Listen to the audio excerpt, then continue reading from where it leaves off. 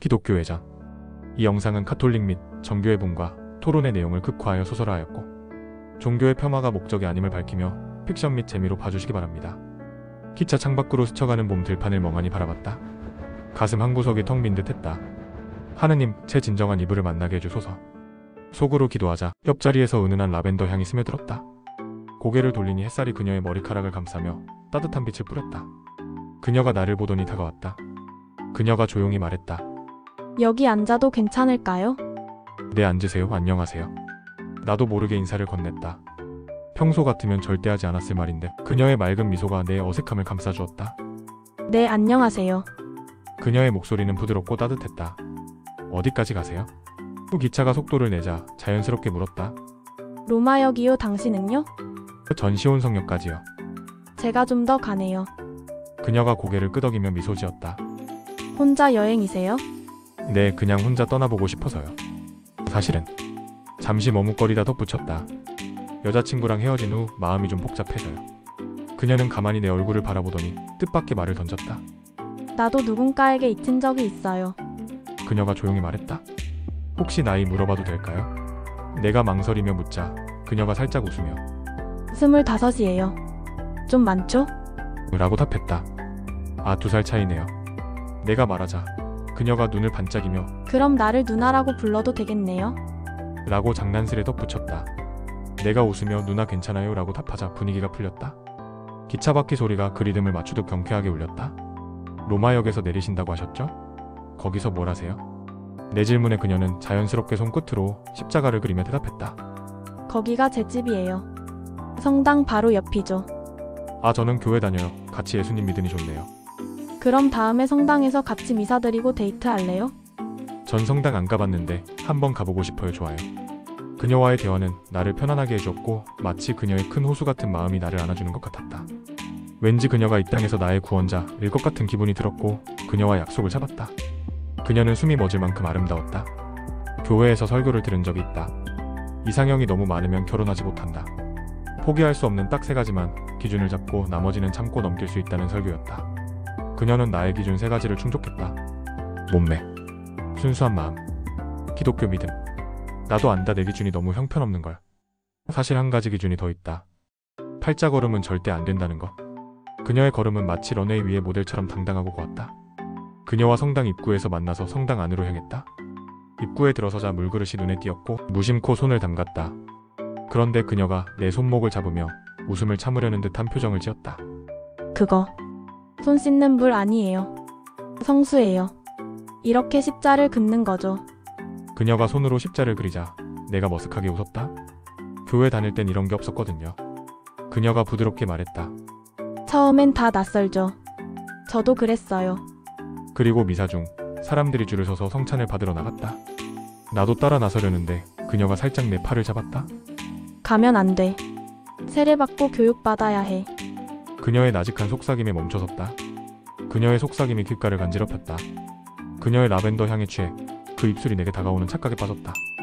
미사는 내가 아는 예배와는 너무 다른 분위기에 낯설면서도 묘한 경건함이 느껴졌다. 미사가 끝난 후 나는 조용히 고개를 끄덕이며 그녀와 자리를 일어났다. 내가 다니는 교회와는 너무 다르지만 어째서 이렇게 편안할까? 성당 벤치에 앉아 나지막이 중얼거렸다. 미사의 낯선 의식에도 불구하고 불편함보다 평온함이 더 컸다. 그녀가 살며시 내 어깨에 기댔다. 우리 같은 하나님을 믿잖아요. 신 앞에선 모두 한 가족이에요. 그녀의 십자가 목걸이가 살짝 흔들렸고 그녀의 말에 그녀의 낯설음이 녹아내리는 듯했다. 그 순간 깨달았다. 내 감정이 사랑으로 변해버렸다는 것을. 그녀는 내게 이브가 되었다. 모든 이성을 잃어도 괜찮을 만큼. 그녀와 함께 있는 시간은 마치 천국을 거니는 듯이 기뻤고 우리의 사랑은 영원히 이어질 것만 같았다. 며칠 후 그녀와 계용산 벚꽃을 보러 기차에 올랐다. 그녀와 함께 있는 이 시간이 너무 행복하다. 그런데 기차가 전역에서 정차하지 않고 갑자기 덜컹거리며 속도를 높였다. 기장의 안내방송이 흘러나왔다. 브레이크가 고장났습니다. 기장은 경찰에 신고한 뒤 열차 충돌을 막으려 여기저기 연락을 취하고 있었다. 이대로라면 종착역인 지옥역까지 쉴 새 없이 달릴 기세였다. 승객들이 웅성거렸다. 내가 불안한 얼굴로 그녀를 보자 그녀가 내 손을 잡으며 말했다. 괜찮아요. 하나님께 맡기자고요. 그녀의 침착한 목소리에 마음이 진정됐다. 이어서 기장이 다시 방송을 전했다. 여러분, 이 기차는 큰 위험에 처했습니다. 긴급히 요청드립니다. 우리가 할 수 있는 건 다 했지만 결과는 불확실합니다. 신께 기도해 주세요. 제 기도를 따라 해주세요. 하나님, 저는 죄인입니다. 하나님이신 예수님께서 제 모든 죄를 대신해 피 흘려 죽으시고 장사되셨으며 부활하신 것을 믿습니다. 예수님을 제 구원자로 받아들입니다. 지금 이 위험 속에서 저희를 구원해 주시길 간구합니다. 감사드리며 주 예수 그리스도의 이름으로 기도드립니다. 아멘. 기도가 끝나자 어디선가 나타난 두 사람이 기차 안에 숨겨있던 폭탄을 찾아 기차 밖으로 던져 폭발시켰고 기관실로 들어가 끊어진 브레이크 라인을 고쳐 브레이크를 작동하게 했다. 그들은 마치 영화 속첩보 요원 같았다. 더욱 놀라운 건 그들이 나를 향해 다가오며 입을 열었고 외국인이었다. 난파 공작원이 브레이크를 고장내고 폭탄을 숨겨놓아 당신을 죽이려 하였도다. 내 앞길에 사탄의 방해가 있으리라. 너는 반드시 계용산에 있는 지저 스님을 찾아가라. 말이 끝나자마자 그들은 눈앞에서 사라졌다. 뭐지? 이 시대에도 간첩이 있다는 건가? 혹시 천사였던 걸까? 날개는 없었는데. 그렇게 우리는 아무런 사고 없이 기차에서 내릴 수 있었다. 경찰과 군부대는 폭탄의 잔해를 처리하고 난파 공작원을 잡기 위해 수색 중이었지만 딴 곳로 숨었는지 찾지 못하고 있었다. 하나님 감사합니다. 지옥역까지 갈 뻔했습니다. 우리는 감사기도를 드렸다. 기차에서의 긴장감도 잠시 계용산의 아름다움에 기분이 금세 좋아졌다. 계용산은 벚꽃으로 가득했고 라벤더 향이 은은하게 나는 여자친구 이스터와 함께여서 그 봄날은 더욱 행복했다. 계용산 벚꽃길을 걷던 중 이스터가 내 손을 잡았다. 당신을 만난 게 하나님의 선물 같아요. 그녀의 목소리가 떨렸다. 내가 대답했다. 저도요. 누나 덕에 빈자리가 채워졌어요. 그녀의 십자가 목걸이가 햇빛에 반짝였다. 바람에 실린 라벤더 향과 함께 우리의 사랑과 믿음이 영원할 것처럼 느껴졌다. 어느덧 기차 안에서 봤던 외국인의 말대로 계용산의 큰 절에 가보니 마침 스님들이 모두 법당에 모여 있었다. 우리는 안내를 받아 조용히 법당 안으로 들어가 종교 의식이 끝나기를 기다리며 주위를 둘러보았다. 그때 갑작스레 거센 바람이 몰아치더니 쾅 하는 소리와 함께 한 남자가 법당 한가운데 나타났다. 갑작스러운 등장에 스님들은 놀라 뒷걸음치거나 바닥에 넘어졌다. 그는 틀림없이 기차에서 외국인들이 말한 바로 그 지저 스님이었다. 법당의 스님들은 그를 보고 지저 스님 이라며 반갑게 맞이했지만 너무 놀라 말문이 막힌 이들도 많았다. 나중에서야 알게 된 사실이지만 지저 스님은 이 절에서 동자승으로 지내다가 어른이 되어 진리를 찾아 환속했고 이후 기독교 명문 신학교를 졸업한 뒤 전도 여행 중이었고 오늘 자신도 모르게 눈 깜짝할 사이에 이곳으로 끌려왔다고 말했다. 우리는 지저 스님의 이야기를 듣고 싶었다. 성경 공부를 통해 다른 스님들과 함께 그의 가르침을 들을 수 있는 기회를 얻었다. 기적을 직접 눈으로 보았다고 해서 모든 스님이 그의 말을 믿은 것은 아니었다. 그의 성경 가르침에 놀라며 흥미롭게 듣는 이들이 많았다. 구원은 단순합니다. 내가 죄인임을 인정하고 회개하는 마음으로 하나님이신 예수님이 내 죄를 대신해 피 흘려 죽으시고 장사되시며 부활하신 것을 믿고 마음으로 예수님을 구원자로 받아들이면 천국에 들어갑니다. 그러나 이스터와 나는 그의 교리에 심각한 문제가 있음을 공감했고 조심스레 질문을 던졌다. 지저 스님 잠깐만요. 질문이 있습니다. 예수님께서 직접 말씀하셨죠. 주여, 주여 하는 자마다 천국에 들어가는 게 아니라고요. 마태복음 7장 21절에 이렇게 나옵니다. 나에게 말하기를 주여, 주여 하는 이마다 하늘의 왕국 안으로 들어갈 것이 아니요 오직 하늘에 계신 나의 아버지의 뜻을 행하는 자가 들어가리라. 아주 좋은 질문이네요. 이제부터 10분간 아주 중요한 성경의 교리를 알려주겠습니다. 지루할 수 있으니 마음 단단히 먹으세요. 성경 공부를 끝까지 마친다면 예수님을 더욱 사랑하게 될 겁니다. 저는 확신합니다. 학생에게 묻겠습니다. 자신의 행위가 온전하다고 생각하나요? 요한복음 15장 13절. 어떤 사람이 그의 친구들을 위하여 자신의 생명을 내려놓는 이것보다 더 위대한 사랑은 아무에게도 없느니라. 요한복음 19장 30절.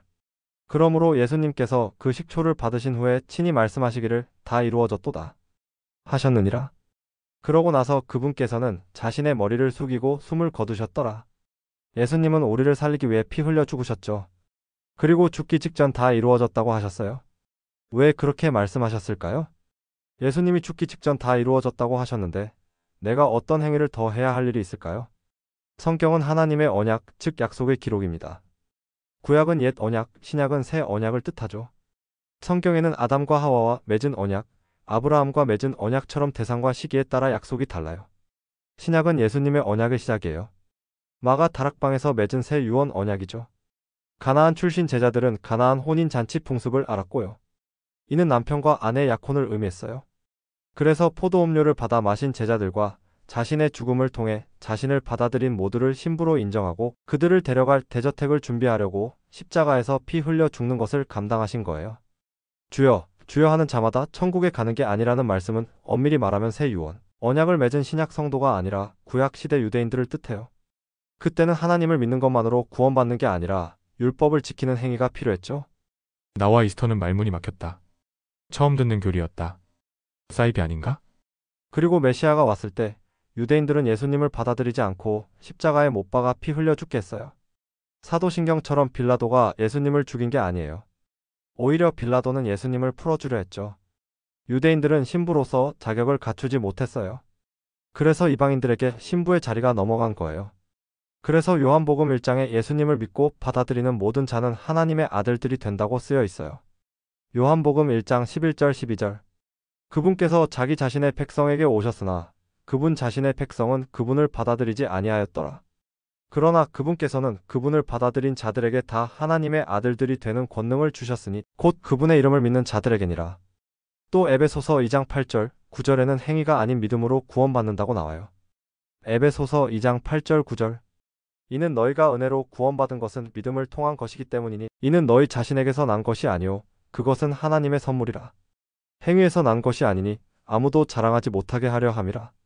분명 예수님은 마태복음 7장에서 내 아버지의 뜻을 행하는 자가 하늘 왕국에 들어간다고 하셨어요. 그런데 에베소서 2장에서는 행위가 아닌 믿음으로 구원받는다고 하니 다르잖아요. 성경 말씀은 모두 하나님의 말씀이에요. 오류나 실수는 없죠. 하지만 모든 걸 하나의 교리로 묶으면 오류에 빠질 수 있어요. 성경을 잘 읽어보면 시대와 민족에 따라 하나님의 언약이 바뀌었어요. 아담 때는 선악과를 먹지 않는 것으로, 아브라함 때는 동물로 피의 제사를 드리는 것으로, 모세 시대 유대인들에게는 율법을 지키는 것으로, 구약 안에서도 언약이 변했어요. 창세기 35장 22절. 그리고 이스라엘이 그 지역 가운데 거할 때 이러한 일이 있었으니 르우벤이 가서 자기 아버지의 첩인 비라와 동침하였더라. 그리고 이스라엘이 그것을 들었더라. 이때 야곱의 아들들은 12명이었더라. 야곱의 아들 르우벤이 아버지의 아내와 동침한 사건이 모세 시대에 일어났다면 사형감이었겠죠. 또 아브라함은 이복 누이 사라와 결혼했어요. 모세의 율법에서는 근친상간을 금지하며 레위기에 기록돼 있죠. 이건 실수나 오류가 아니라 하나님께서 사실 그대로 기록하신 거예요. 그러니까 성경 말씀은 시대와 민족에 따라 구분해서 적용해야 해요. 디모데후서 2장 15절. 진리의 말씀을 바르게 나누어 너 자신을 하나님께 인정받은 자로서 부끄러워할 필요 없는 일꾼으로서 나타내도록 공부하라. 안타깝게도 바르게 나누어라고 잘 번역된 건 KJV 성경에만 있죠. 이제 눈치챘겠지만 예수님의 새 유언 언약은 행위가 아니라 예수님이 죽으신 후 그분을 받아들이는 자들이 믿음으로 구원받는 거예요. 우리는 죄인이자 이방인으로 내세울 게 없어요. 그분의 은혜로 우리를 사랑으로 받아주신 거죠. 마가 다락방에서 포도 음료를 건네며 나와 언약을 맺겠니? 했을 때 받아 마신 제자들처럼요. 우리는 그분과 결혼한 거예요. 그분은 결혼한 아내를 절대 버리지 않죠. 왜냐하면 자신의 피값으로 아내를 얻었기 때문이에요. 설령 아내가 바람을 피워도 버리지 않죠. 하지만 신약 성도의 휴거로 결혼식이 진행되면 그때는 믿음으로 구원받는 유언 언약이 끝나고 왕국 복음처럼 666짐승의 표를 받지 않는 행위로 하나님께 믿음을 증명해야 해요. 예수님을 믿었어도 짐승의 표를 받으면 지옥에 가고 유대인들을 도와주고 숨겨주는 행위도 해야 하죠. 마태복음 25장의 열 처녀처럼 처음에 기름이 있고 예수님을 믿었어도 구원을 잃은 자들이 있듯이요. 지금은 휴거 사건이 일어나지 않았으니 예수님의 유언 언약이 여전히 유효해요. 그래서 지금 예수님을 믿는 게 은혜죠. 일제시대 한국 정통 교단 중 가톨릭, 장로교 등 모두 동쪽 천황에게 신사참배했지만 장로교 고신 교단만 그러지 않았어요. 천황에게 절한 목사들은 모두 지옥에 갔을까요? 아니에요. 예수님을 유일한 구원자로 믿었다면 이미 구원을 받았어요. 천황에게 절한 죄로는 상을 못 받을 뿐이죠. 천국에서 가장 낮은 부끄럽게 구원받은 자들이에요. 지금 종교 다원조의 WCC, WA, UCCK에 가담한 성직자들도 비슷한 처지죠. 웃긴 건 구원을 위해 행위가 필요하다고 주장하면서 정작 자신들은 종교 다원주의에서 성별하는 행위를 안 한다는 거예요. 어처구니 없죠. WCC, WA의 문제점은 찾아보면 나와요. 문제가 없다고 주장한다면 이미 양심이 끝난 거죠. 양심은 구약, 신약 따지지 않고 모두 적용되죠. 로마서 2장 15절. 이것들은 그들 마음속에 기록된 율법의 행위를 보여주나니 그들의 양심도 증거하고 그들의 생각들이 서로 고소하거나 서로 변명하는 동안 증거하느니라. 양심이 있다면 WCCWA에서 성별해야죠. 또 일부 개신교인 중에 예정론에 빠진 사람들이 있어요. 에베소서 1장 4절 5절. 곧 그분께서 세상의 기초를 세우시기 전에 그분 안에서 우리를 선택하심에 따라 우리를 사랑 안에서 그분 앞에 거룩하고 비난받을 일이 없게 하려 하심이라. 그분께서 자신의 뜻에 속한 선한 기쁨을 따라 예수 그리스도를 통하여 우리를 자신의 자녀들로 입양하실 것을 예정하셨으니 이 기록을 가지고 구원받을 사람과 지옥 갈 사람이 결정됐다고 해석하면 오류예요. 디모데전서 2장 4절. 그분께서는 모든 사람들을 구원받게 하기를 원하시고 또 진리의 지식에 이르게 하기를 원하시느니라. 하나님은 모든 사람이 구원받기를 원하시는데 그럼 그렇게 예정하면 되잖아요? 하나님이 예정하신 게 아니라 사람들이 그분을 거절해서 지옥에 가는 거예요. 그분은 모든 사람이 구원받게 하려고 피 흘려 죽으러 이 땅에 오신 하나님이란 걸 기억하세요. 이제 지혜가 조금 열렸나요? 지혜를 더 열어봅시다. 창세기 7장 1절. 그리고 주께서 노아에게 이같이 말씀하셨느니라. 너와 너의 온 집은 방주 안으로 들어오라. 이는 내가 이 세대 가운데서 내 앞에 의로운 것을 내가 보았기 때문이라. 노아는 창세기에 의로운 자로 기록되어 있지만 로마서 3장 10절. 기록된 바와 같으니라. 의로운 자는 없나니 없도다. 한 사람도 없도다. 로마서에는 의로운 자가 없다고 기록되어 있죠. 구약에서는 음란한 행위를 해야 죄였지만 신약에서는 음란한 생각만 해도 죄예요. 죄의 기준이 바뀌었기 때문에 로마서에서 의로운 자가 없다고 기록한 거예요. 그런 것 같이 지금 신약 시대에는 행위 없이 믿음으로 구원받지만 요한계시록 시대가 되면 마태복음 7장에 나온 주여, 주여만 하고 행위가 없으면 구원받지 못하는 시대로 바뀌어요. 그때가 되면 거짓 사탄 목사들은 이렇게 말할 거예요. 예수님을 믿었으면 구원받았으니 666짐승의 표일지도 모르는 표를 받아도 구원과 상관없다고요. 와, 몰랐어요. 그런데 한 가지 더 궁금한 게 있습니다. 빌립보서 2장 12절.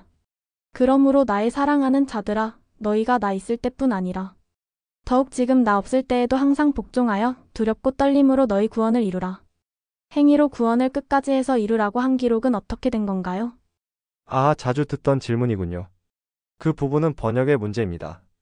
킹 제임스 성경으로 다시 살펴봅시다. 빌립보서 2장 12절. 이런 이유로 나의 사랑을 받는 자들아, 너희가 늘 순종해 왔듯이 내 앞에서뿐만 아니라 내가 없는 지금 더욱더 순종하여 두려움과 떨림으로 너희 자신의 구원을 나타내라. 예수님을 믿고 구원받았으니 믿지 않는 사람들에게 우리의 구원을 나타내야죠. 구별된 삶을 살아가야 해요. 나중에 예수님을 뵐 때 행위에 대한 심판을 받게 되니까요. 로마서 14장 10절. 그러나 어찌하여 너는 너의 형제를 판단하느냐? 아니면 어찌하여 너는 너의 형제를 무가치하게 여기느냐? 이는 우리 모두가 그리스도의 심판석 앞에 설 것이기 때문이라. 바울을 포함해 구원받은 성도들은 모두 그리스도의 심판석 앞에 서서 상을 받게 될 거예요. 이야기가 길어졌네요. 많이 지루했단 걸 알고 있습니다. 오늘은 여기서 마무리하고 다음 시간에 다시 성경 공부를 이어가도록 하죠. 다음번엔 성경의 숫자에 대해서 심도 있게 얘기해 봅시다.